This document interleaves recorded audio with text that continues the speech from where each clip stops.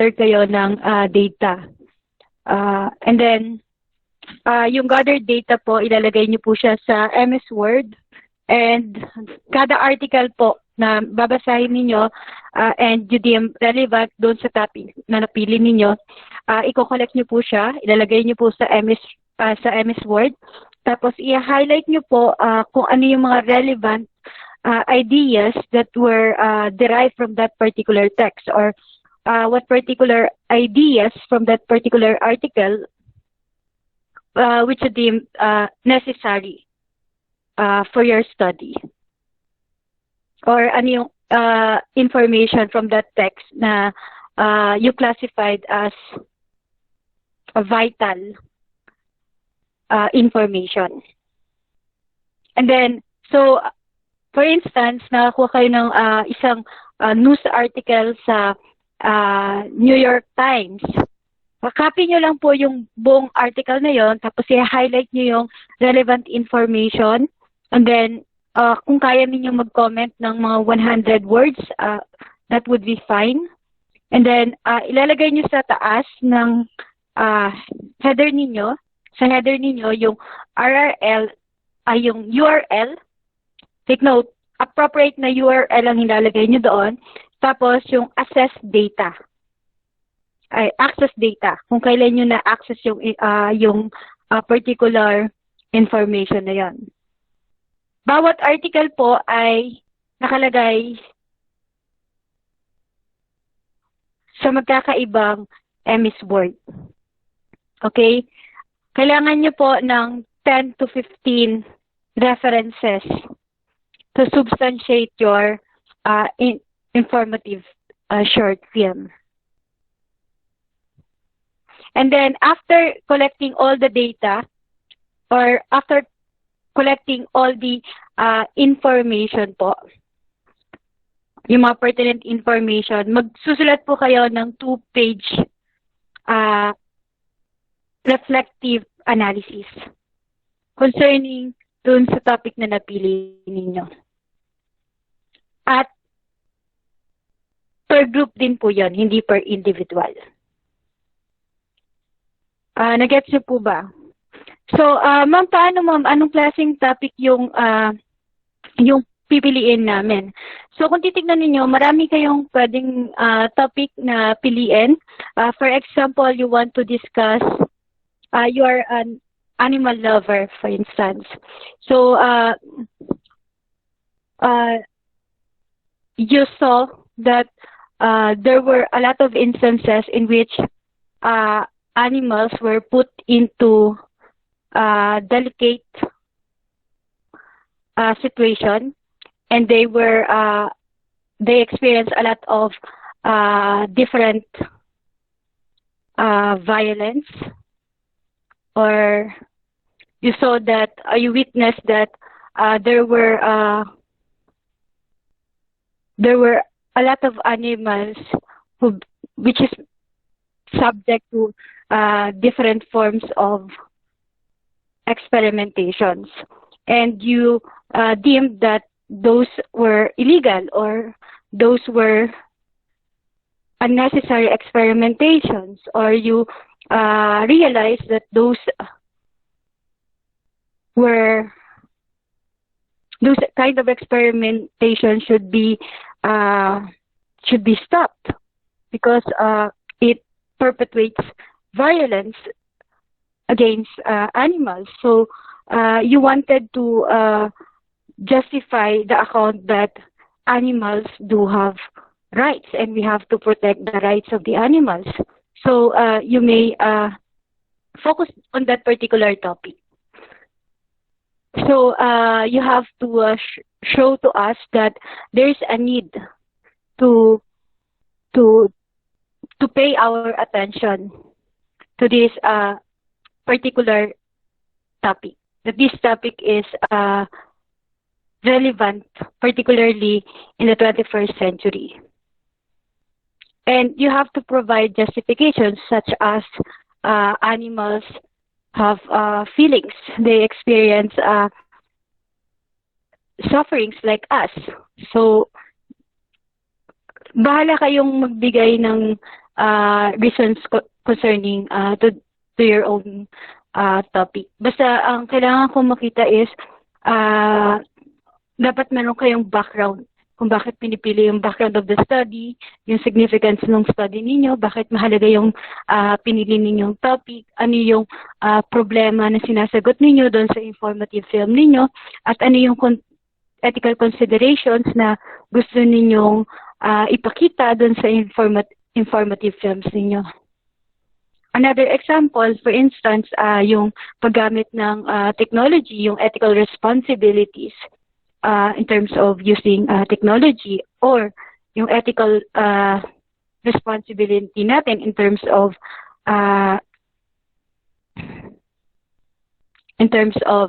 creating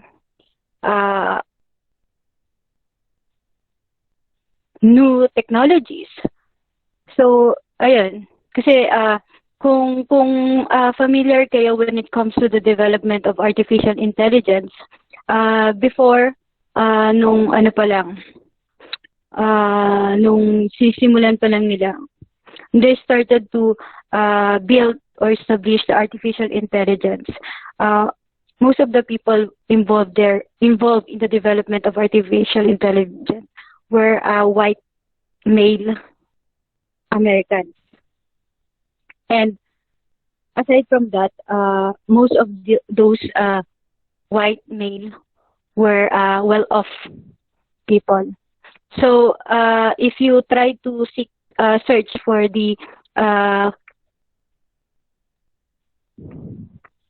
for articles related to the development of technologies, including artificial intelligence, you will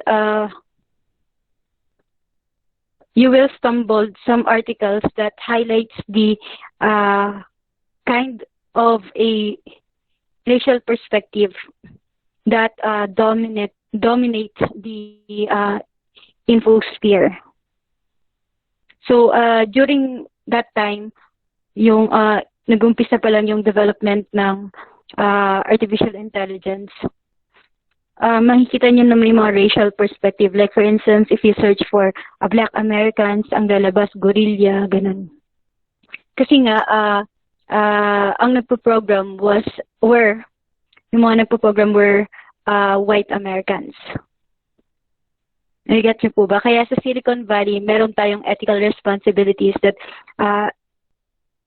if we will gonna pursue the development of technologies and other advancement of science and technologies, we have to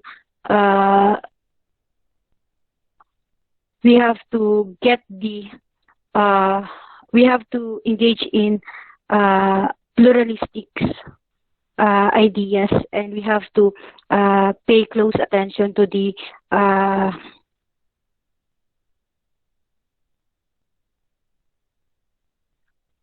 diversity. We have to ensure that there are diverse opinions, diverse individuals were involved in these particular undertakings. So, bahala kayong mamili ng topic niyo. Nagigets niyo po ba? So, for instance, sa technology, ipapakita ninyo ano yung problema ng technology.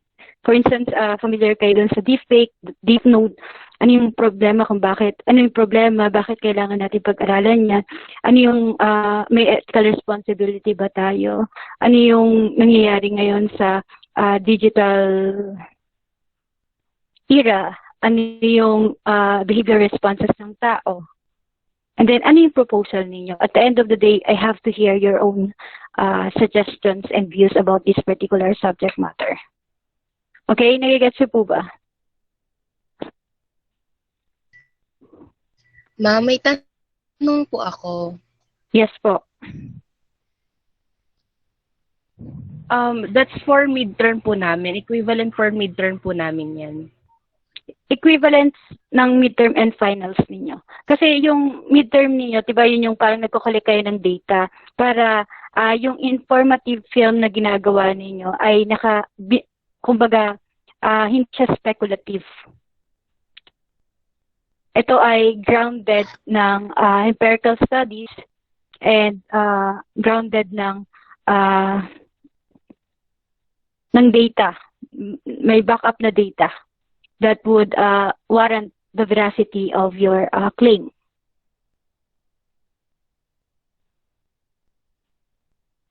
So kumbaga yung collection, yun yung ginagamit ninyo para mas strengthen yung sinasabi ninyo doon sa informative film na gagawin ninyo.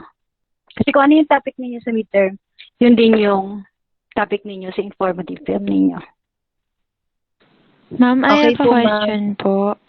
Yes po.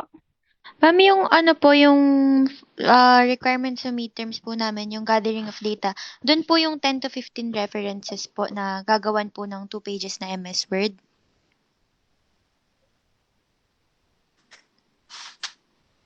Opo. Okay po. Thank you po. For ano na yun for entire group na yun 10 to 15 na references and then 1 to 2 pages reflective analysis. Okay?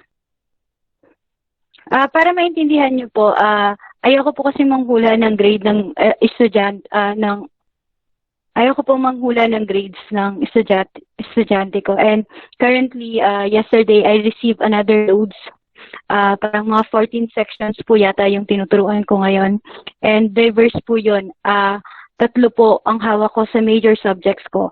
And sa major subjects namin, particularly sa mga seniors, ang target namin is journal publication. And 6 po.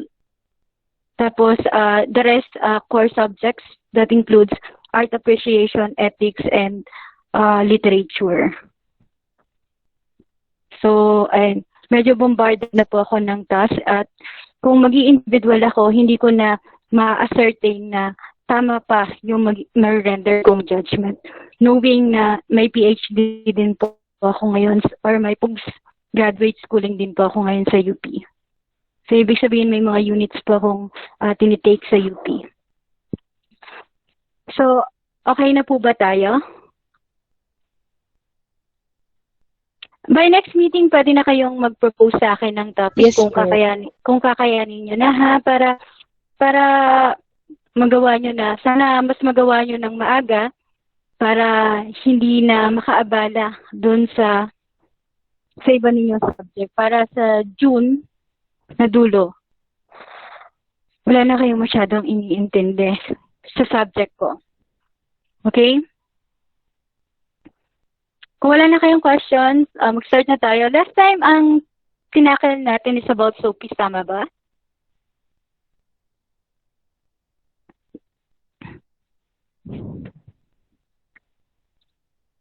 Na-discuss na po ba natin to?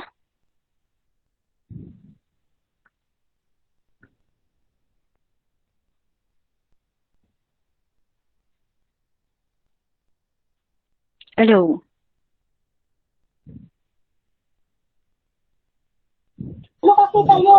Hindi pa po ata, ma'am. Hindi pa po, ma'am. So, dito na lang tayo magpo-focus. So, bali yung focus po natin ay grounded po tayo dun sa Greek philosophy. So, yung first po ay yung tinatawag nating sophists. Sophists were actually skeptical about the possibility of knowing objective truths. So, they were denying that particular assertion that there are objective truths. The sophists are relativists. So, I think I had already given the definition of relativism to you. Relativism is the belief that knowledge is determined by the specific qualities of the observer, namely sex, age, race, ethnicity, and other social conditioning. So basically, when we say knowledge is relative, it means that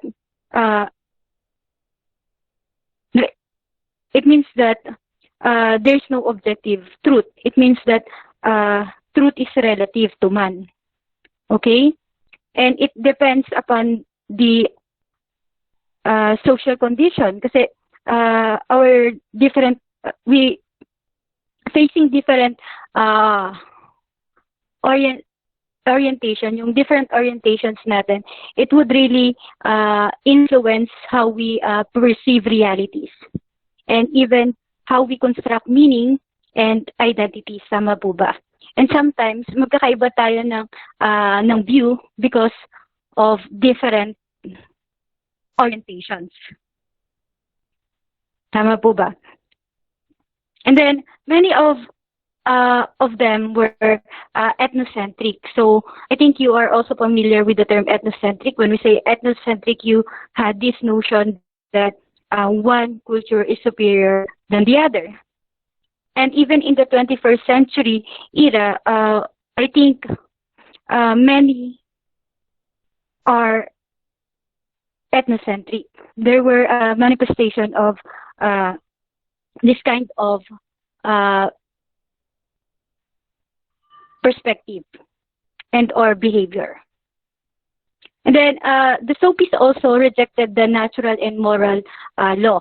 So meaning to say they opposed the view that there were universal moral standards.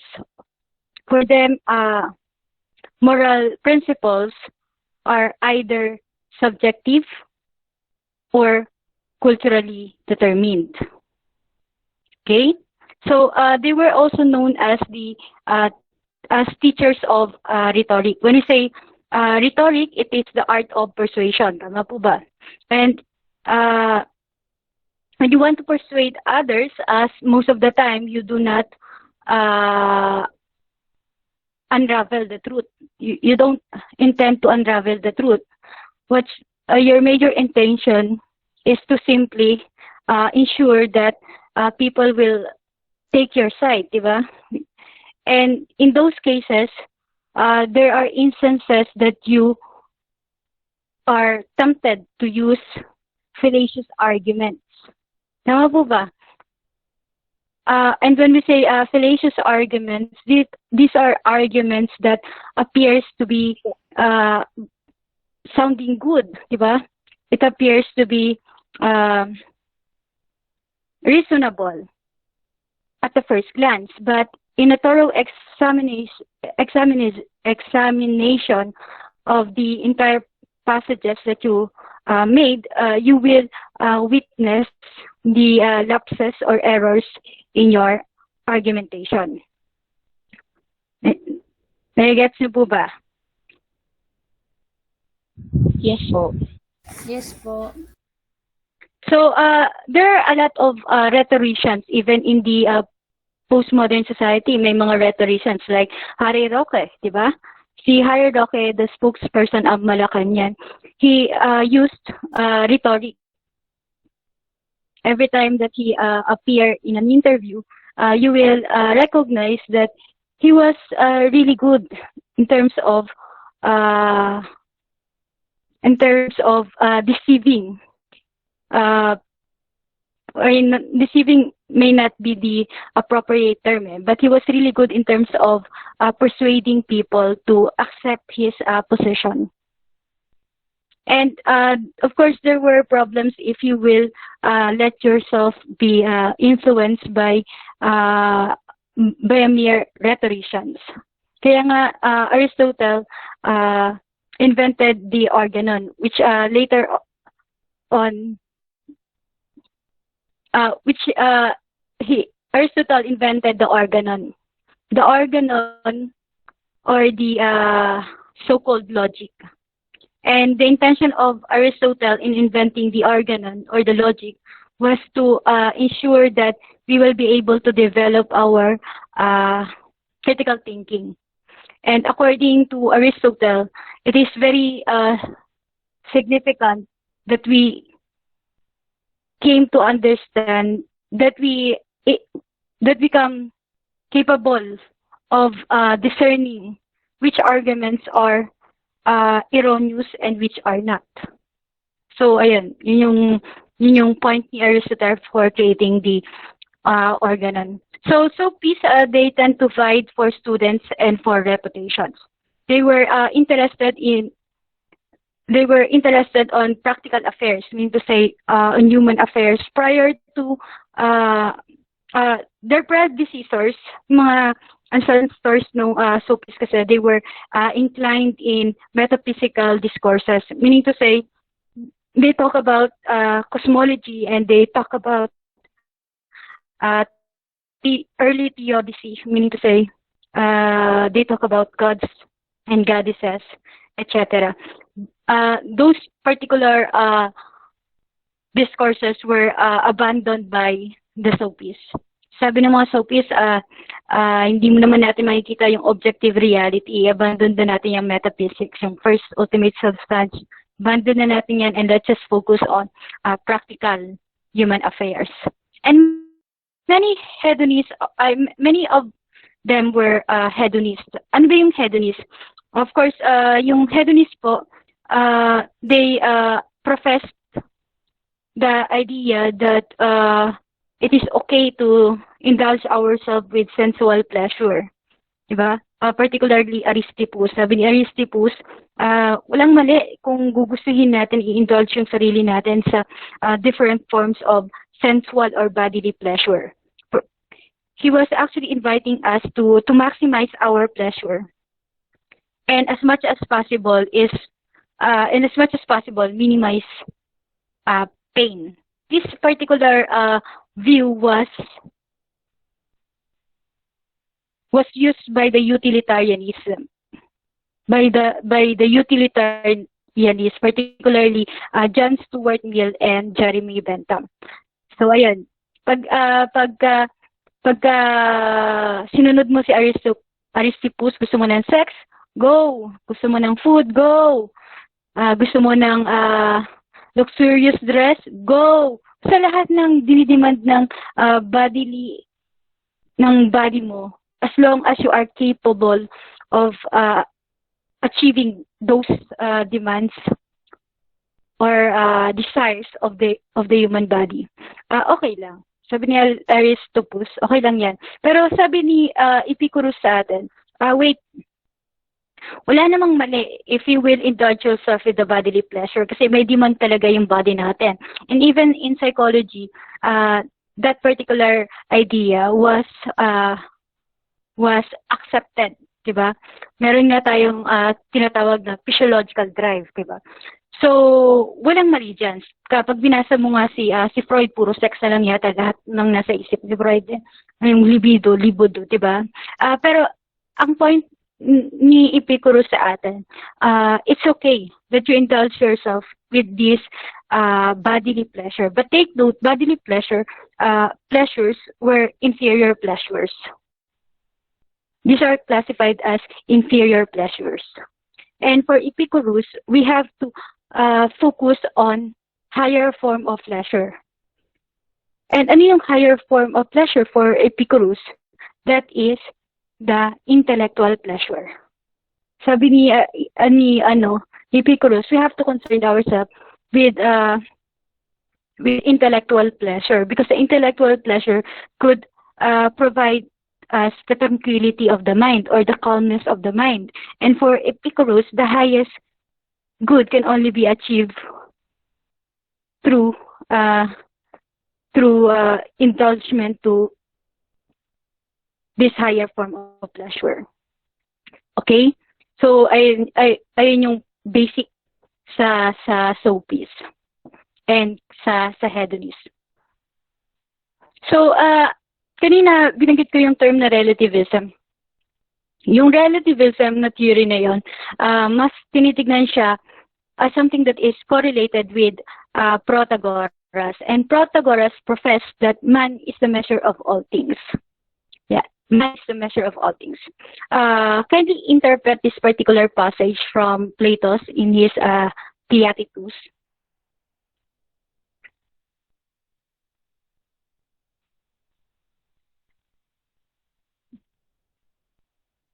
Pwedeng pa-interpret. Miss Sophia Polo.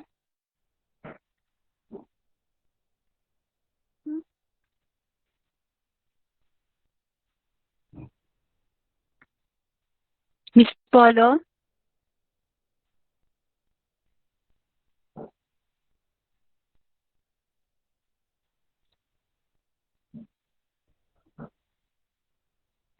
How about Miss Maylene?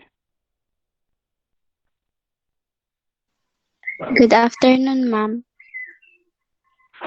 Good afternoon. Yes po. Okay. Man is the measure of all things. So, from my own perspective po, I think I will explain this passage as um, we human beings have what do you call this? Different set of attitudes. Parang wait lang, paano ko ma-explain? They are and things of things that are how they are and the things that are not and how they are not.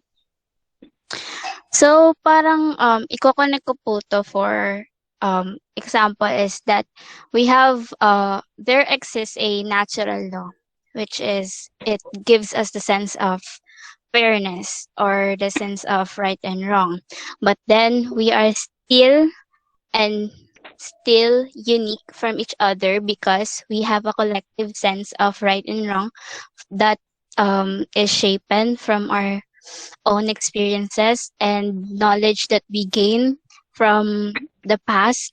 So, para sa akin po, man measure is the measure of all things. Parang, paano ba to?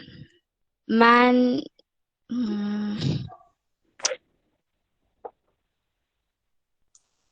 of the things that are and how they are.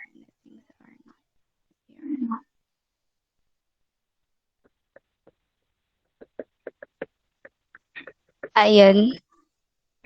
Ayun po, from the, nagkaroon po ako ng anti-idea. It's a matter of perspective. We have a different kind of perspective po kasi. So, kunyari, from his point of view, parang he said na, he said na 6 po yun and the other one said that it's 9 po. So, parang dito po, nagkakaroon po tayo ng, na kada person merong isang side lang po na tinitingnan. And that is kind of, ang tawag sa word na yun, one-sided or bias po kasi we don't see the whole picture and ayun po. Sorry po for a confusing explanation. It's okay. Thank you, Miss. Okay po. So, ano yung basic problem natin with this, what is the basic problem associated with the assertion of Protagoras? Diba? Man is the measure of all things. Kapag binanggit kasi si Protagoras sa philosophy, usually pumapasok agad sa isip ng tao yung dalawang variants of relativism. One is yung tinatawag nating individualistic relativism. Pag sinabi nating individualistic relativism, what is good, what is beautiful, what is true, those are determined by the individual. Okay? While pag sinabi natin cultural relativism, the concept of beauty, the concept of good, the concept of right, the concept of wrongness and rightness of an act were culturally determined. Gets mo po ba? Pag sinabi natin individualistic relativism, the individual determines the concept of good, beautiful, and excellent. Pagka cultural relativism naman, it means that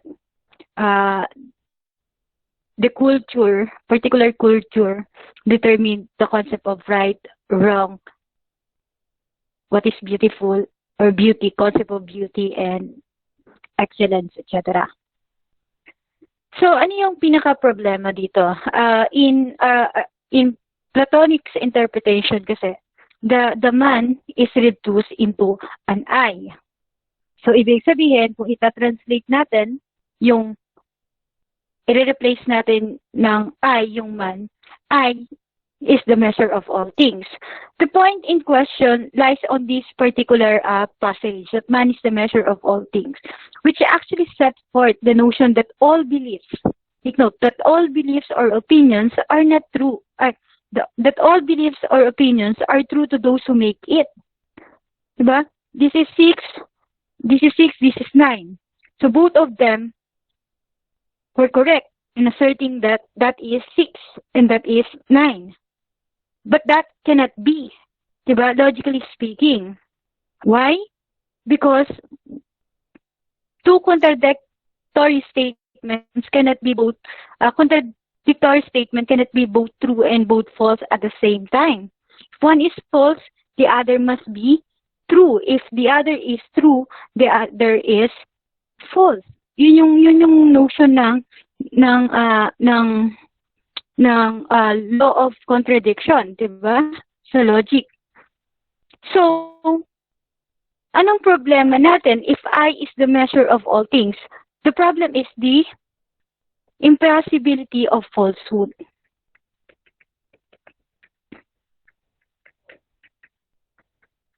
Yun yung pinaka-problema natin na kinakaharap natin with regards to this. Kaya nga sabi natin, the plurality,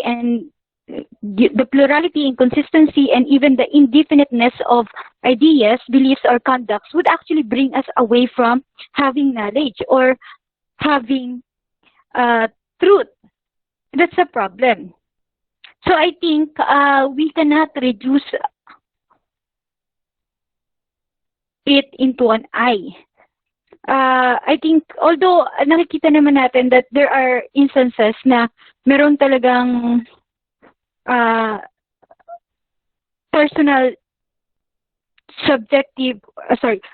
or subjective judgment yung ibinibigay sa isang circumstance. But I don't think that that Plato was correct in his view of, in his interpretation of Protagoras' doctrine.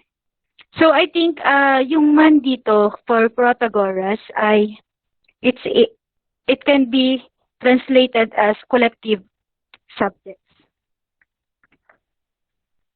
So the collective subjects are the measure of all things. Diba? Ibig sabihin, nagkakaroon tayo ng batayan ng katotohanan kapag na-translate natin siya doon sa kolektibong perspektibo. Kasi kapag ita-translate mo siya sa collective entities, then meron na tayong bounds for truth and falsity. We could resolve this particular dilemma, for instance. Sino pwedeng magbasa?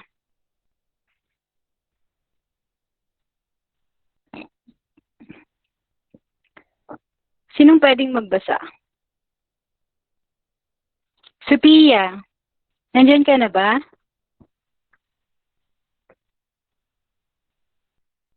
Si Miss Sophia, every meeting na tinatawag kita, hindi ka nag-i-exist. Lawrence, Vizcaya. Yes po, ma'am.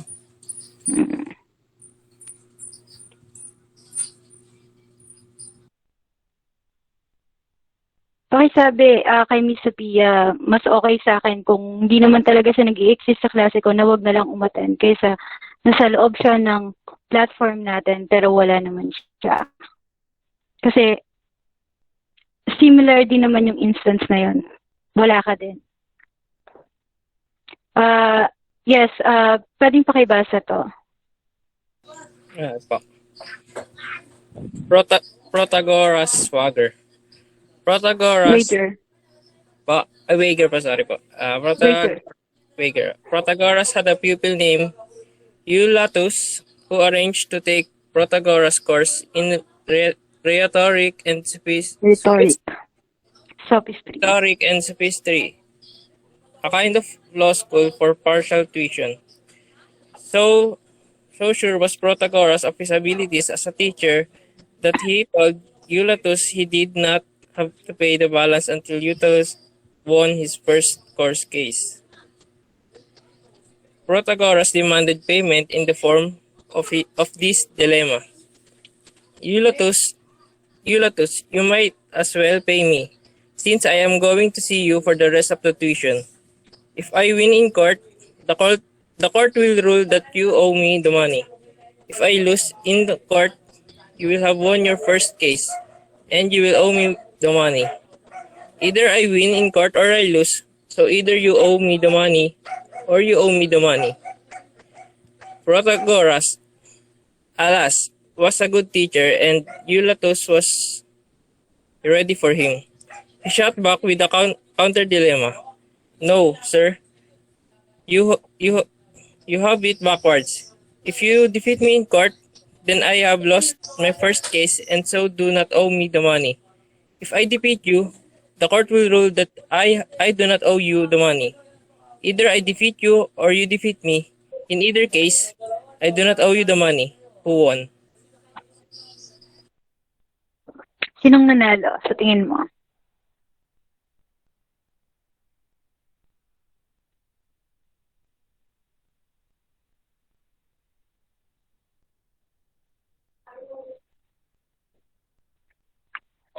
Sir, sa tingin mo sinong nanalo?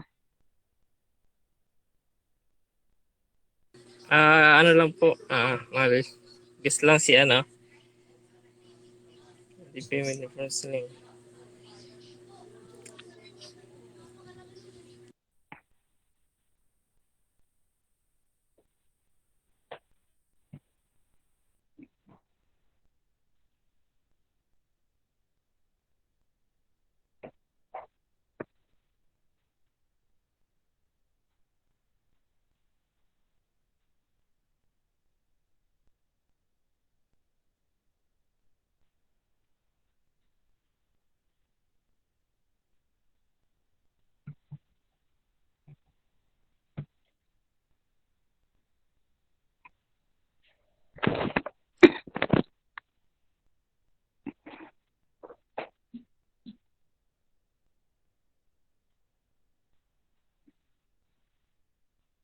Ano na? Sino na?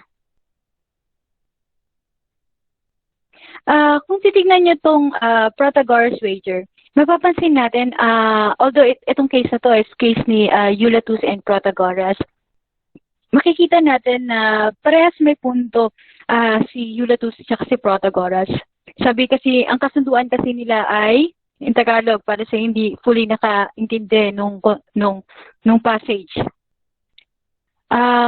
Ang kasunduan nila, magbabayad lamang si Eulatus ng kanyang tuition kay Protagoras, yung kalahati, kapag napanalo niya yung first trial niya. So, napakatagal na kasi ng panahon, tapos si Eulatus hindi pa siya nagbabayad kay Protagoras kasi hindi pa siya nagkakaroon ng first case, di ba? So, si Protagoras, during that time, he was actually living in a dire circumstance. In poverty siya.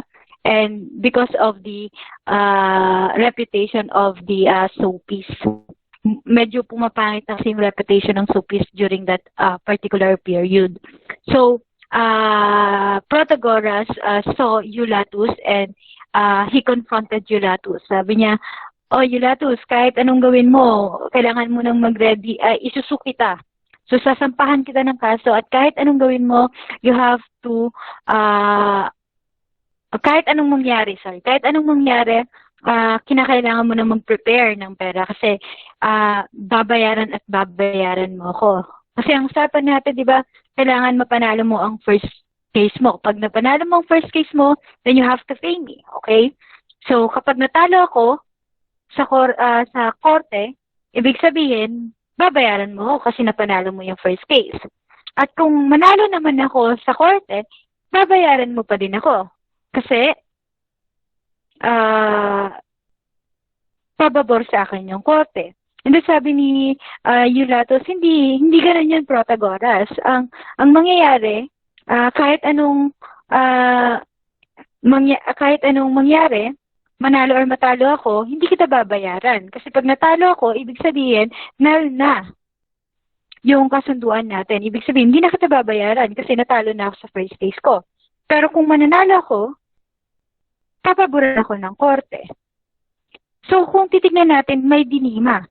Actually, kung papansinin natin, almost similar siya dun sa case ng West Philippine Sea. Di ba? Kasi para sa mga Pilipino, ang West Philippine Sea ay sa atin. Kasi yun ay based sa international law at based din sa constitution natin. Pero sa Chinese kasi hindi sa inyo yung South China Sea. Sabi ng mga Chinese, sa kanila yung South China Sea based sa old map nila. So, ang problema natin is how to resolve this kind of circumstance. Hindi naman pwedeng parehas na tama yung Pilipinas tsaka tama yung China. Hindi rin pwedeng parehas na tama si Protagoras in this case at tama si Eulatus in this case. Kailangan merong ways to resolve this particular problem. Diba? At sa atin, ang ways natin to resolve that, meron tayong tinatawag na international law. At yung international law na yon ay binubuo ito yung law na pinagkasunduan ng iba-ibang national representatives. So, mula pa rin ito sa collective subjects. At ito dapat yung sinusunod ng maraming bansa. Okay? At hindi dapat, kaya nga sabi natin, in the 21st century, the sovereignty of the nation has been undermined by the new sovereignty. Ibig sabihin, wala nang absolute power yung national state. Kasi meron ng mas mataas doon. At ano yun, yung tinatawag nating world order in the 21st century. At ito ay binubuo din ng agreement ng maraming bansa. At yun yung nagsusupervise ng transactions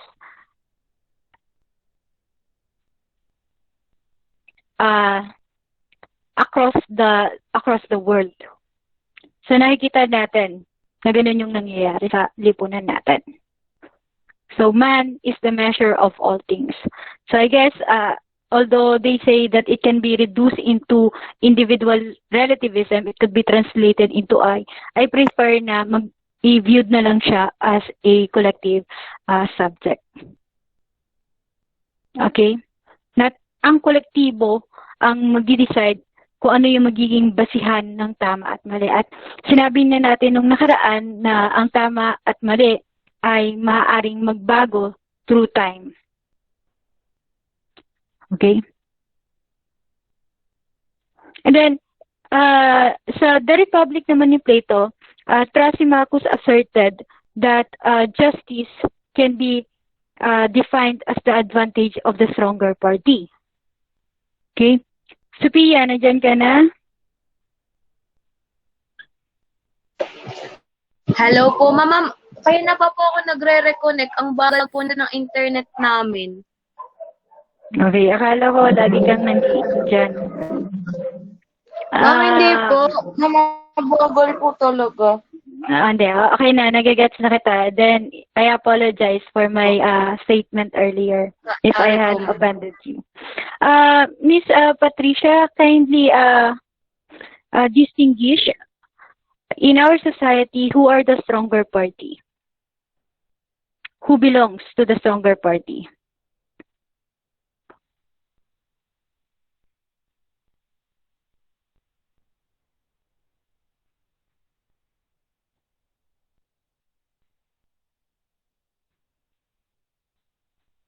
Miss Sophia. Ma'am, ako po ba or Patricia po? Sophia nga. Sophia po. Ikaw na, bilis. Ma'am, paulit nga po ng tanong. Ma'am, ano pong party? Ito po, oh. Nakikita mo ba yung screen mo, miss? Justice as the advantage of Ma'am, the wait lang po. Ang stronger. bagal po kasi.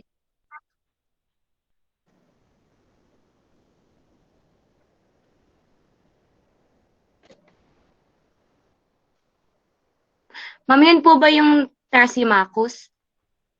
Yes po.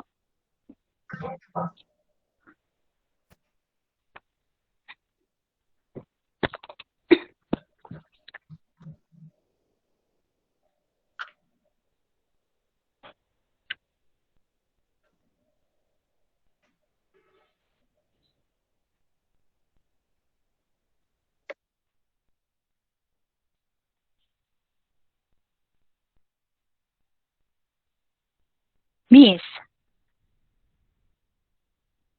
Justice as the advantage of the stronger party. Kindly elaborate this. Kindly interpret this particular passage from Thrasymachus.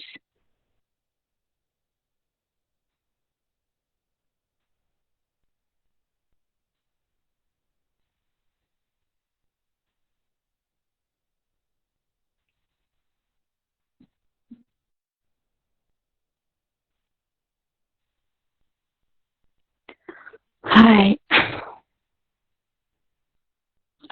Lilinawin ko lang po, hindi po ako insensitive na tao. It just happened kasi that there are instances, but I'm not saying all, that, I don't know, they are making excuses about this online classes. Hindi po ako nagrereklamo na nagtuturo ako kasi binabayaran po ako, and I am consuming my time kasi I am paid per hour. And I was entrusted by the government na magturo. So I'm just doing my job here. And kung nagrereklamo po kayo na nakoconsume yung entire time, ako din po. Kasi wala rin akong rest. I've been working earlier up to now. And hanggang mamaya pa po. Pagkatapos ng klase nyo, may klase pa po ako dire-diretso. Simula ng umaga. So, the only break that I had is yung lunch break. And meron kasi Ma'am, akong sasama. sorry po, di ko po alam yung sagot. Pero po, try ko po i-interpret. Yun pong pagkakaintindi ko po kasi dyan, yung justice as the advantage of a stronger party. Yun pong sabi daw po, yung justice, yung tama po, yun po yung advantage nila. Kasi di pa po, pag pinag-uusapan po natin yung hustisya, may tama po at mali. Yung pong advantage po, stronger party, when we say stronger party, nasa kanila po yung tamang hustisya, ma'am. Miss, sino nga po yung nasa stronger party?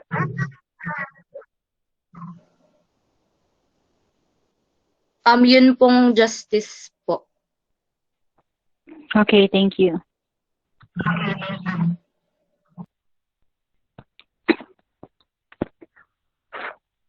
So, justice is the advantage of the stronger party. Sa society natin, even during the time of Thrasymachus, pag sinabi nating stronger party, sila yung kabilang doon sa tinatawag nating ruling elites.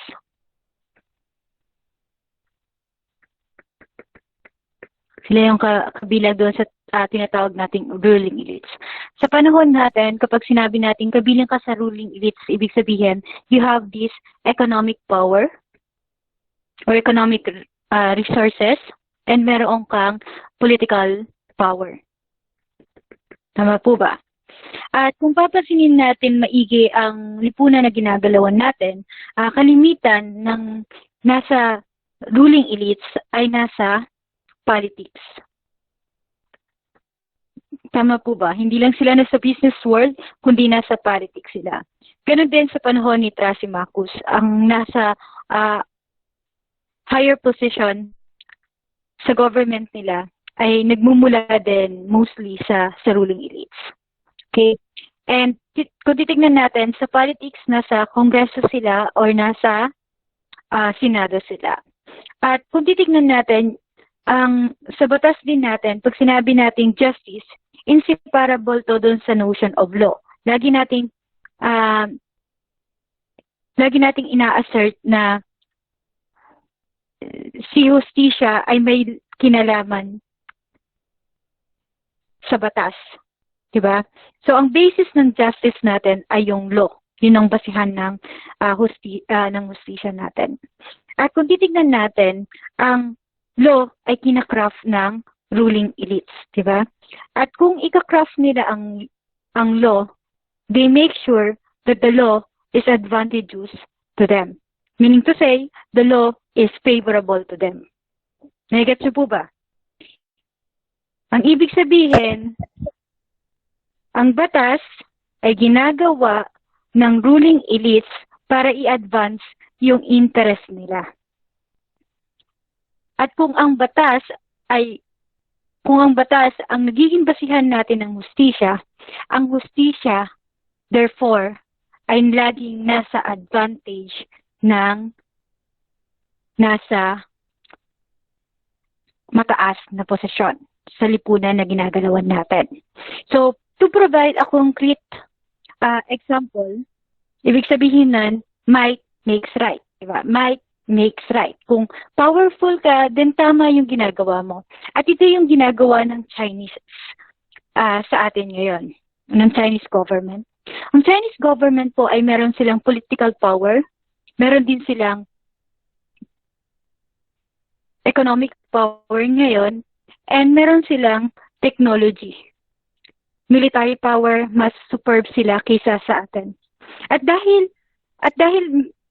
napaka-powerful ng China ngayon, may kita natin na ina-assert nila, hindi lamang sa bansa nila, kundi sa buong mundo, na tama yung ginagawa nila na pag-invade doon sa West Philippine Sea. Kasi kahit ano naman gawin natin ngayon, wala tayong power to stop them. Ma'am, meron ma'am, kasi may international law. Hindi nga pinapakinggan ng Chinese government, yung current government nila, ang ruling ng international law. At para sa kanila, kahit tanungin mo yung Chinese government, tama yung ginagawa nila. Okay? At bakit ngayon lang nila ginagawa yan? Bakit hindi nila naisipang gawin before? Kasi ngayon lang naman talaga naging sobrang powerful ng China. Kahit tignan ninyo ang economic rating nila. Although, pag nag-research po kayo, hindi lang naman sa Pilipinas may dispute ang China. May dispute din sila sa other countries. Okay? Nakikita niyo po ba? Might makes right. Kaya nga napapansin ninyo, walang magawa yung president natin, walang magawa yung government natin at this moment, kundi sabihin na BBS natin ng China. Kasi powerful ang China in terms of economic, political, and military power. And thus, it was right for them to create an artificial island in the West Philippine Sea. Diba? So another example, I think you are quite familiar with this, yung case ni Bong Revilla. It was actually cleared of plunder in pork barrel scam. Actually, there were mountainous of evidences that would serve against. There were mountainous of evidences presented in the court, which highlight the idea that Bong Revilla was also involved in pork barrel scam. But of course, Bong Revilla is Bong Revilla, diba? He was powerful. He came from a political dynasty, and because of his power, he was acquitted, diba? And recently, before election yata, if you try to follow the entire story concerning pork barrel scam, you also notice that yung court ruling natin sa case ng pork barrel scam, the court was asking Bong Revilla to pay a certain amount of money. But Revilla refused to pay that particular amount. Kasi nga, powerful siya eh. Nasa Senado siya eh. So kahit anong gawin natin, hindi natin siya, nasa Senado pa siya ngayon. So,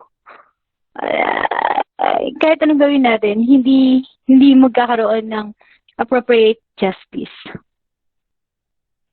In a sense, na hindi nasusunod yung court ruling, di ba? Pero kung titignan niyo dito, we're talking about billions of money dito. Ito naman, pork, sa luncheon meat naman, di ba?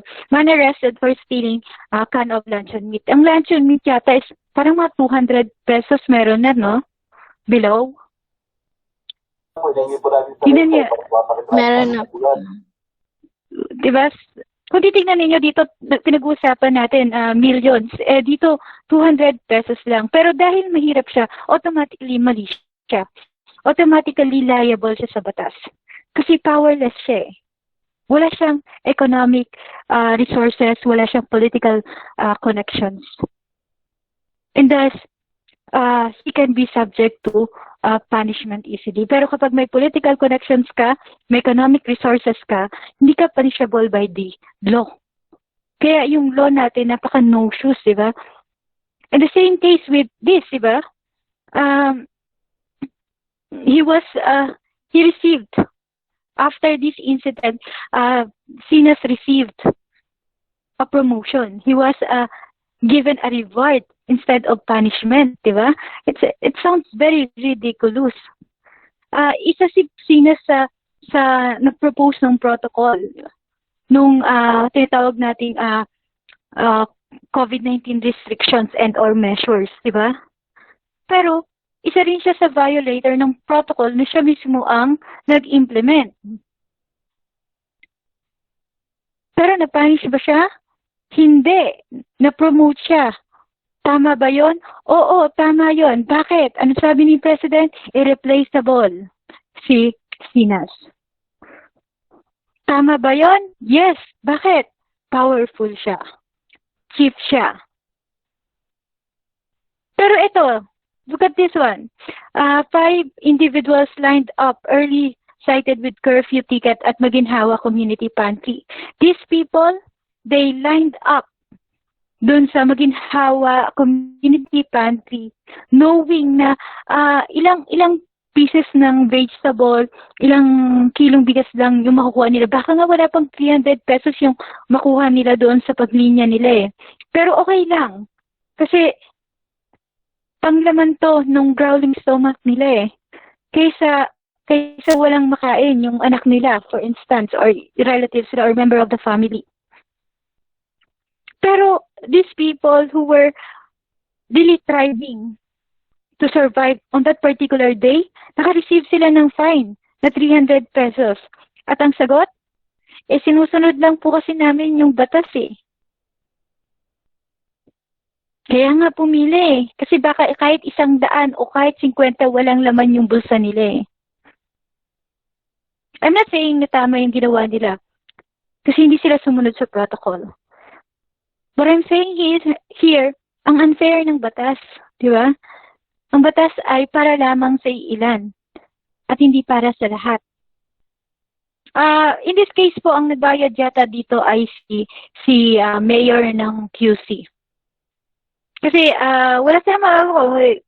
Kailangan nilang magbayad ng fine eh. So sinaluyan nung mayor ng QC. Hindi ko alam kung anong pangalan niya. Ayun. Another example is this one, concubinage and adultery. Pag sinabi nating adultery, remember, if you try to inspect yung language natin sa Pilipinas, many of us encountered the term adultery, but many were confused about the term concubinage. Ibig sabihin, mas dominant sa lingwahe natin yung paggamit ng adultery. And many Filipinos misconceptualize or misinterpreted the meaning of adultery. Diba? So in this case, sino nga ba yung nasa Kongreso? Dominant, lalaki. So for adultery, Indirect evidences can be sufficient. So simply showing pictures of intimate evidence or text messages can be accepted as an evidence against the wife. Tama po pa. Pero kapag concubinates, cohabitation, binahay mo be. Diba? Kailangan ibahay mo. And then, pangalawa, ito yung pinaka-nakakaloka. Tignan ninyo.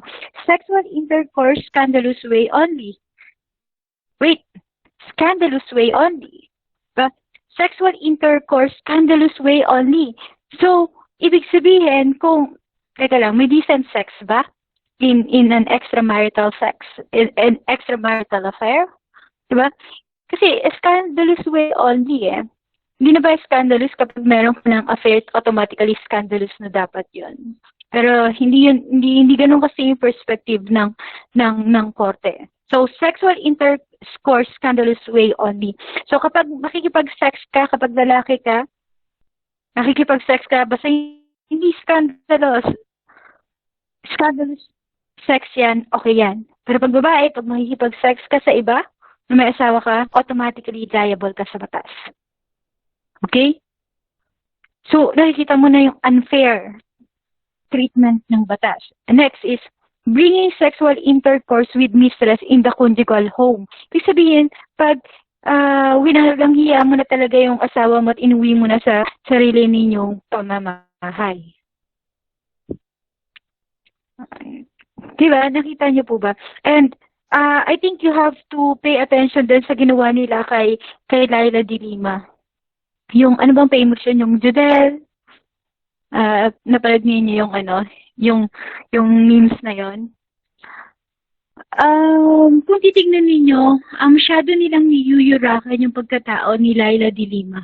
Because Laila de Lima had an affair with her driver ba yun? Hindi ko alam kung Judel yung pangalan nun eh.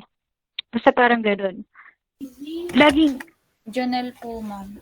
Jonel, thank you for correcting me. So, nakikita nyo ba, pag babae sobrang pinapaya, pero how sure are we na walang extramarital sex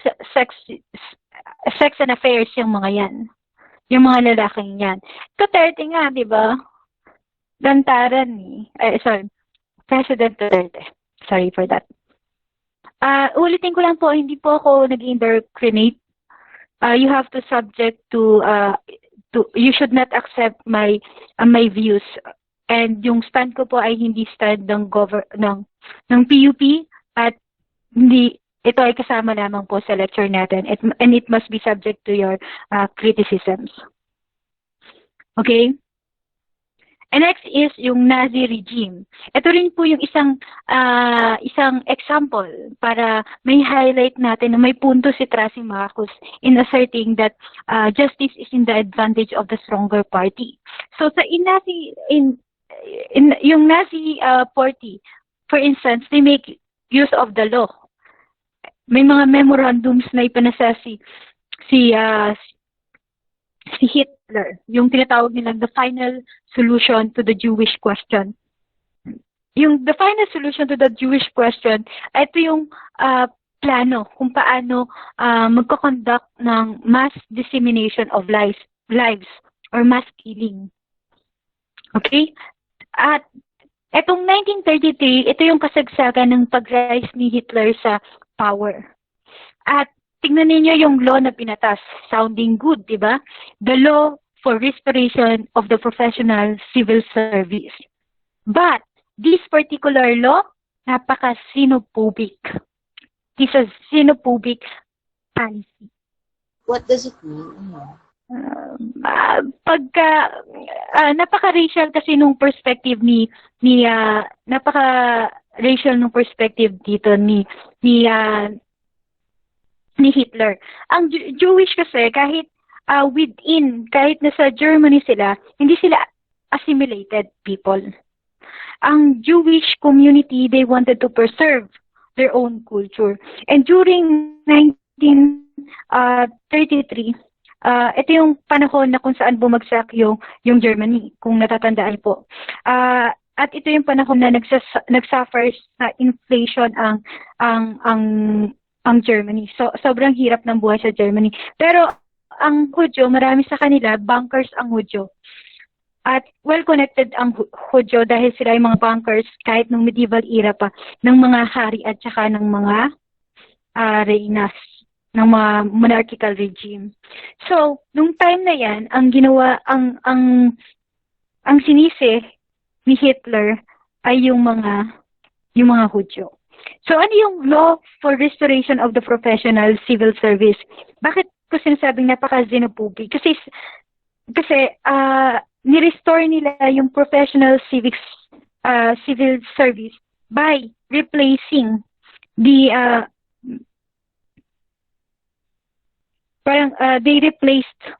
banned the non-German people from taking an office, governmental position.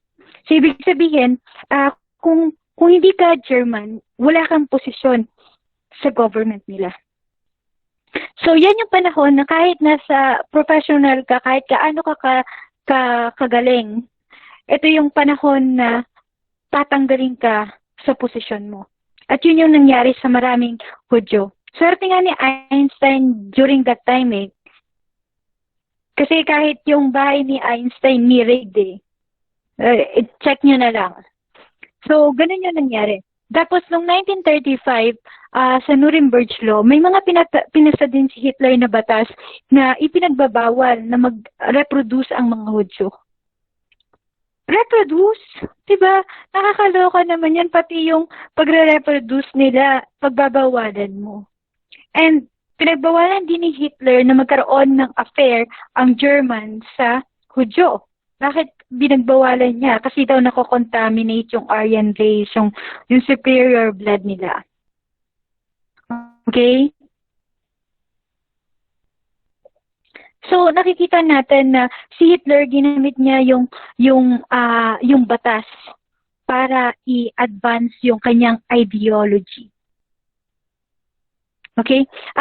Take note na si Hitler po, so please kanina pinag-aralan natin, hanggang ngayon pala, isa rin po siyang orator. Napakagaling po ni Hitler na orator to the point na mayroong period sa history na nagsampa sila ay gumawa ng batas yung government prior kay Hitler ng batas na hindi siya pwedeng magsalita sa public. Ganun ka-powerful at charismatic si Hitler. Okay? Kaya may problema kapag masyado lang tayo nagpapatangay sa napakagaling na rhetorician. Okay? Another example is this one. Ito naman po ay panahon po to ni Martin Luther the King. Miss Palmero. Ma'am. Pabasa. Ito po. Hanggang dito. Okay po. Racial segregation. In the downtown shopping area, many shops had signs that said, whites only. Black couldn't use the dressing rooms in clothing stores. They couldn't sit down at a lunch counter to order a sandwich. To persuade store owners to change their unfair treatment, the Black community organized a boycott of downtown businesses. In response, the city government pressured a judge to declare boycotts, marches, and sit-in illegal. Anyone who marched risked being jailed for long sentences. Ano yung view mo with regards to this? Familiar ka ba dito? Sa alin po, ma'am? Sa racial segregation. Hindi po, ma'am. Wala po akong idea dyan. Okay, thank you, Miss. Patandaan ninyo kasalanan kapag hindi kayo aware doon sa history, mga relevant part ng history. Kaya nga, diba sabi ko sa inyo, kapag wala tayong historical consciousness, mas nagbe-breed tayo ng violence kasi inuulit natin yung violence na nangyari na even before.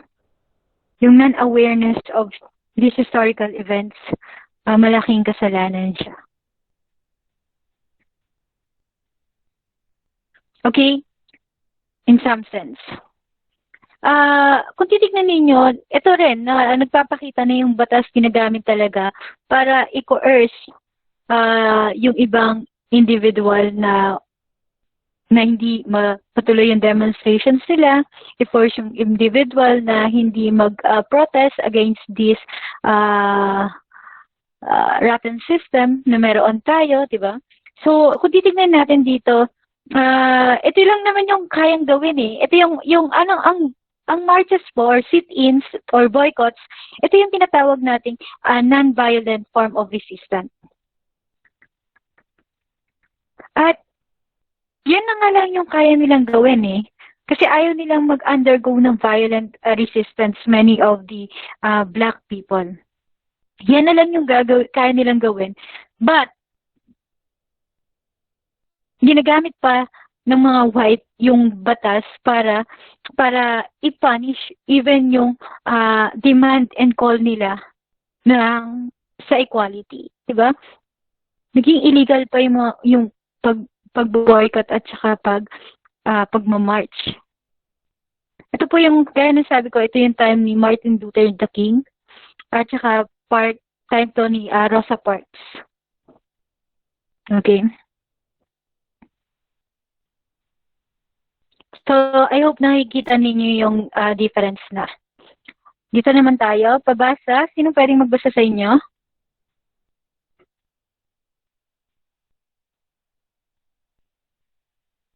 Lawrence.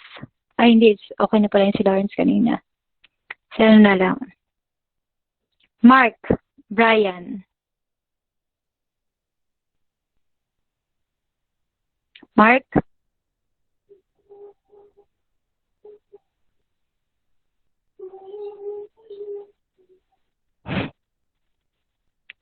Hello po, ma'am.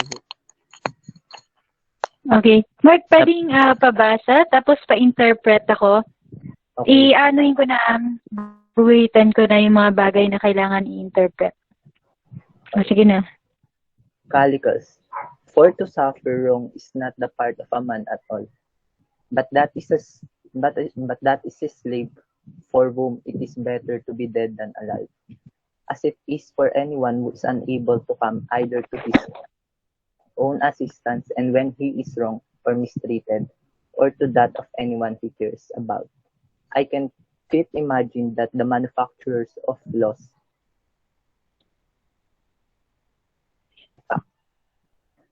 it is for themselves and own advantage that they make their laws and distribute their praises and their censures. It is to frighten men who are stronger than they and able to enforce superiority that they keep declaring to prevent aggrandizement. That this is ugly and unjust. That injustice consists in seeking to get the better of one's neighbor. They are quite content, I suppose, to be on equal terms with others since they are themselves inferior. Yung sinasabi po dito na hindi daw pong makatarungan na parang mag-suffer po tayong mga tao.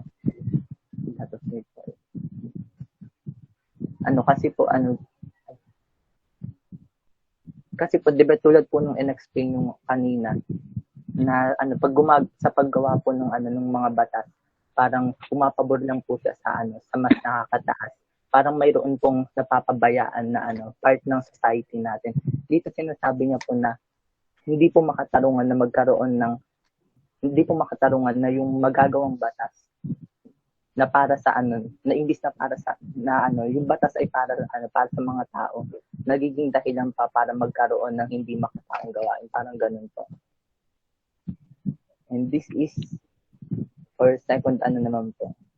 This is Okay na dyan. Okay na yan.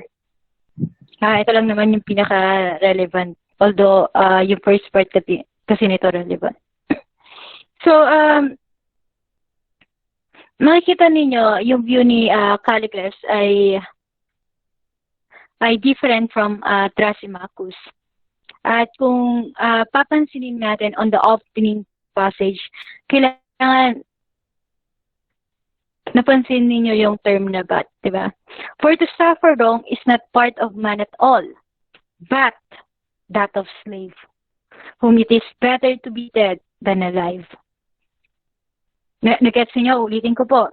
For to suffer wrong is not part of a man at all, but that of a slave, for whom it is better to be dead than alive. So kung titingnan natin, may problema tayo doon sa term ng but dito, di ba? May but dito. Kasi anong ibig sabihin nung slave dito? Non-human element? Ibig sabihin, ni-reduce natin yung value ng slave into non-humans? Kasi for to suffer wrong is not part of man at all, but that of a slave. So, ibig sabihin, slavery is permissible, justifiable. Does it mean that slave are people that we could actually kill with immunity? Does it mean that slaves are people that we can assault, molest, that can be subject to different forms of molestion? Ganun ba yun? Kasi sabi niya, for to suffer wrong is not part of man at all, but that of a slave. So okay lang kapag slave yung nagsasuffer.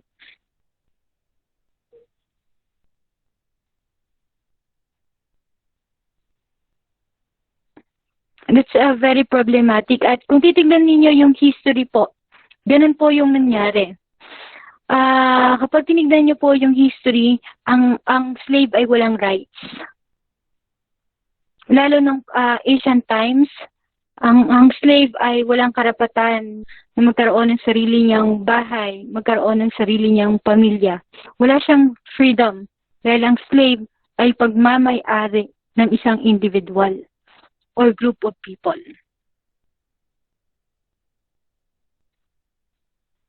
Wala siyang power to exercise his own choice. And the slave are subject to a lot of violence, diba? Violence that was inflicted not only by his master, but also by the people who allow this kind of violence to prevail uninterruptedly. So, yun yung point. And kung titignan natin dito, dito yung difference na ng kay Thrasymachus. Kasi Thrasymachus perceived that the law was used by the stronger people, by the stronger party in the community. But that particular idea was opposed or rejected by Callicles. And sabi niya sa atin that the law was manufactured. It was created by the weak people to protect themselves. From whom? From the superior beings or species or group of people. So, dito, kung bakit ito po yung nilagay kong image sa inyo, kasi I want you to understand na meron tayong dalawang klaseng law. One is yung tinatawag nating conventional law. Conventional law was, yung conventional laws were created by people. It was actually based from a consensual agreement of the people. So it was based from consensual agreement. While the law of nature, edict of nature, ayun yun. And kapag tinignan natin yung edict of nature, it allows the domination of the stronger party. Nature allows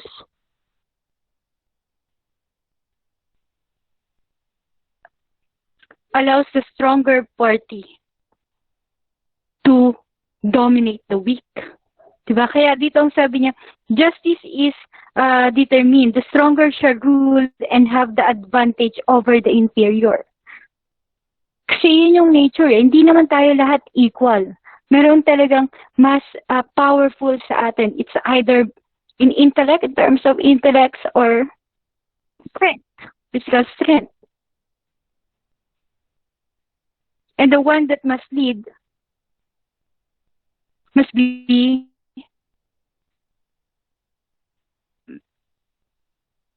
the stronger party. Pero unfortunately nga, sinisafeguard ng batas yung mga mahihirap. Ewan ko lang ako, for example, yung case natin ngayon sa pandemic, di ba? Yung batas, may dalawa kasing mukha yung batas natin. At there were times that it protects the ruling elite, but there were also instances in which it protects the right of the poor and the underprivileged individuals in the society. For instance, during the pandemic, diba, we saw that many people from underprivileged groups, they were demanding about their rights. They were asking the government to provide subsidy for them. Diba? So, ibig sabihin, nakikita natin na ang law talaga ay ginagamit ng may hina para i-safeguard yung sarili nila. That was true. In some cases.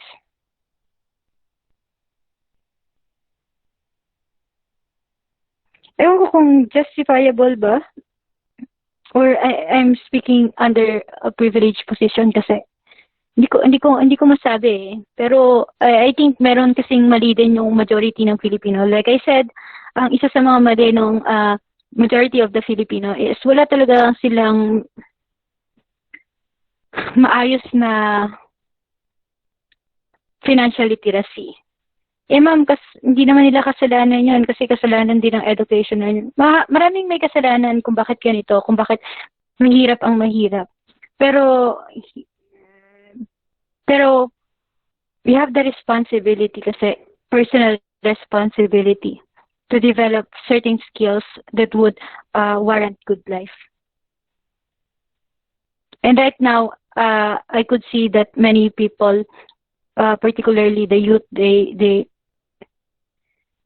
they were more inclined to buy a lot of things. Ewan ko, basta masyado tayong nakafocus sa liabilities kaysa investments, majority. And siguro, those were the reasons kung bakit maraming mahirap ang mahirap. But not all. I'm not saying this is the case of all. At ayun, tama naman siya in some cases the laws were used by the weak to safeguard themselves. And kay Auntie po naman, sinasabi niya sa atin that justice is not to transgress the law of the city, uphold the law when and without witnesses. During the past, nung hindi pa ako fully nag-aaral, medyo law-abiding kasi ako. Ganito din yung perspective ko, that we have to follow the laws every now and then, with or without witnesses. Pero ngayon kasi, kapag medyo historically acquainted ka na, nakikita mo na ng batas ay may loopholes. At kinakailangan na i-scrutinize mo muna yung batas bago mo siya sundin. But of course, pag hindi mo sinunod, pag transgress ka sa law, you have also you have to take responsibilities din doon sa mga action na gagawin mo. So you have to measure the consequences of your actions. Okay? So, naniniwala rin siya, similar kay Callias, naniniwala siya sa ethic of nature, and the ethic of nature ethic of human laws are artificially imposed. It is by consent, by nature is compulsory. Ang problema lang natin kapag naniniwala ka sa law of nature, may mga racist perspective pa rin kasi dyan. Kasi, naniniwala ka sa Aryan race, is a superior race, di ba? Yun yung paniniwala mo. So, magiging racist ka, pwede ka mag-inflict ng harm sa ibang tao. Katulad ng ginawa ng Germany for German Volk. Yun yung view nila. Ang Chinese people, they were also racist. Based on the books that I had read, particularly during the classical era. Pero ewan ko lang ngayon kasi wala naman akong na-stumble na nagsasabing racist sila. Pero ayun, dahil racist sila, mababa rin yung tingin nila sa ibang cultures. Iniisip din nila na mas mataas yung kultura nila. Sa US, ganun din, di ba? Kaya nga maraming Black Americans, Black Africans ang nagsasuffer sa US. It was because of the racial perspective that was derived from their understanding of nature. And they understood that they were superior based on their appearance or based on their collective origin. Okay? So para kay Antipon, you can classified as noble if you respect the law and you abide the law. Barbarian or unnoble yung action mo kapag you try to infringe the law. Okay? So, yung basic summary nung ng Sophist ay ito. Ito yung matatagpuan sa The Republic ni Plato. So, sabi ni Cephalus, for instance, the root of human suffering is not old age, but the disease in human virtue. I think this is undoubtedly true. Kasi kung nakikita natin kung bakit tayo nagsasuffer, it's sometimes because of our disposition towards an event. Diba? Kung paano natin tinitignan yung isang circumstance, kung paano natin hinahawakan yung isang circumstance. So,